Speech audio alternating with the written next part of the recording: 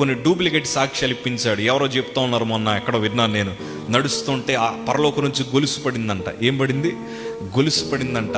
దేవుడే నాకు గొలుసు ఇచ్చారంటే కింద కామెంట్లు ఏం పెడతానంటే, నాకు గొలుసు పోయింది నీకు దొరికిందా అని పెడుతున్నారు. దేవుడి నామానికి ఎంత అవమానం. ఏటీఎం దగ్గరికి వెళ్ళిన తర్వాత డబ్బులు లేవని ఏటీఎం చేయించి ప్రార్థన చేస్తే ₹1,00,000 పైబడి పడింది. ఎంత మోసం.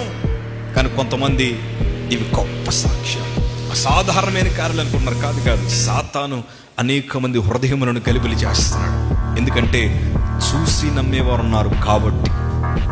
చాలా మంది విశ్వాసము లేనంటి వారిని ఆకర్షించుకుంటూ దేవుడు బహుశా అక్కడే పనిచేస్తాడు మరి రప్పించుకుంటున్నారు. ఎందుకు ఈ మాట చెప్తున్నా తెలుసా? నా పరువు అక్కడెక్కడ కాదు ఉండేది, ఇక్కడ నివసించు దేవుడా. మీ సంగమం మీ ఇంటికి రానని చెప్పాడు ఆయన, మీ ఇంట్లో నేను అడుగు పెట్టనని చెప్పాడు ఆయన. నువ్వు ఇక్కడ ప్రార్థన చేస్తే నేను విన్నావు, అక్కడ పద బస్ టికెట్ తీసుకో అని చెప్పాడు ఆయన. ఆయన ఏమన్నాడు దేవుడు తెలుసా? నువ్వు విశ్వాసంతో ప్రార్థించు, నువ్వు విశ్వాసంతో కనిపెట్టు. నువ్వు ఎడారిలో ఉన్నా నేను అక్కడ వింటాను, నువ్వు అరణ్యంలో ఉన్నా నీ ప్రార్థన వింటాను. నీ సంఘం ఇది హెచ్చరించడానికి మాట మీతో పంచుకున్నా. ఎందుకంటే ఈరోజు చాలా మంది విశ్వాసాలు ఎట్లా మార్చబడ్డంటే అల్ప విశ్వాసంగా మార్చబడ్డాయి.